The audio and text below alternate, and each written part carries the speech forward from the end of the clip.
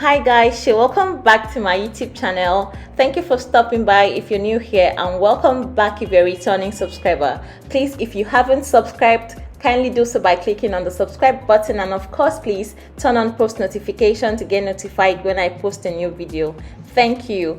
In today's video, I'm going to be showing you how I made this yummy looking meal you're seeing on the screen. It is called Nkukwo. Now, Nkukwo is a lovable meal of the Efiks and the Ibibios, which is the Cross Riverians and the Akwa Ibomite. It is a meal that is prepared from a combination of cocoyam and water yam. Now, you may want to ask, am I just going to make this meal with cocoyam and water yam? No, you're not. I'm going to be showing you all the ingredients that you'll be needing in making Ekpang Nkukwo. So let's get into the video.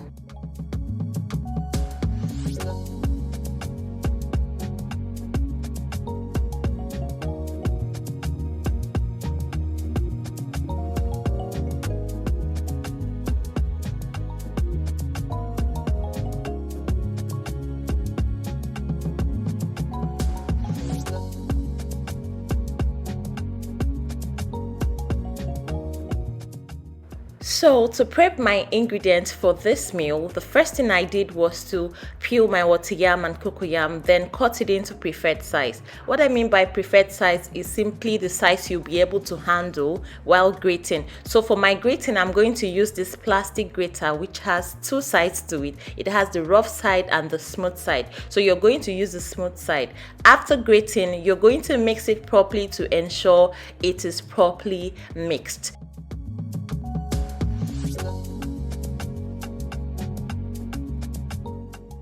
After that, the next thing I did was to cut my cocoyam leaf into preferred size. This is the leaf I'm going to use in wrapping my water yam mix. Yes, so the size you cut your leaf determines how well you're going to roll your water yam mix in it. So ensure that you don't just cut it roughly, you cut it properly. Remember, I showed you two types of fish, right? Which is the tiny bonga fish and the big one. Now for the tiny one, it serves as a secret ingredient to this particular meal. Trust me, if you've not used this tiny bonga fish to make your Ekpang Nkukwo before, try it. So the first thing I did was to wash it properly, pour it into my Ninja food processor, and proceed to blend. It is going to produce what you know as the bonga fish powder. Trust me, this is a secret ingredient you should try. Now, the next thing I did was to blend my crayfish, my scotch bonnet pepper, and also to cut the leaf that I was going to use in making this meal. So for my periwinkle, I do not just wash it and proceed to use it to cook. No, what I do is after washing it twice, I'll put it into a pot, add water, add a little bit of salt, allow it to cook for 5 minutes, then rewash it again. This makes your periwinkle to be very clean and sand-free.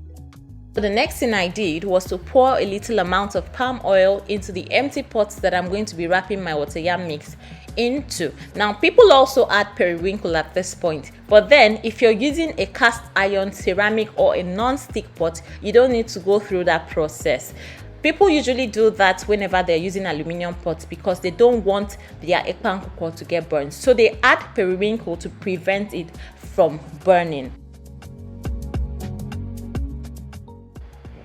And lastly, I'm going to be wrapping the water yam mix using the cocoyam leaf that I prepared earlier. So what you're going to do, you're going to take a leaf, turn the back, know the size of the leaf and the amount of water yam mix you take on the leaf to roll. Now, know that if you take too much of water yam mix when your leaf is small, it is not going to wrap it properly. That is why in most cases, after making your ekpang, you realize it is all scattered.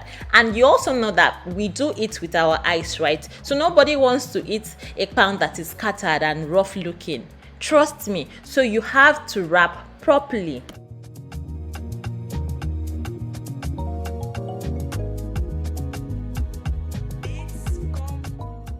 So first of all, you're going to place your pot of ekpang on fire, then go on to add hot water. Now the quantity of water you add depends on the quantity of ekpang that you're making. Now follow up by adding your periwinkle and cover it to cook. Please do not use spoon to turn your Ekpang Nkukwo just yet. Keep adding your ingredients. Here I added my big bonga fish, the bonga fish powder, crayfish powder, I added my seasoning powder, and of course I added salt. I also added my fresh Scotch bonnet pepper that I blended earlier, and I covered it to cook. So after allowing it to cook for extra 3 to 4 minutes without turning, the next thing I did was to give it a good stir. See the way it's coming out, it doesn't look scattered at all because I've given it enough time to cook. The next ingredient I added was my palm oil. Now I'm going to allow this to cook properly.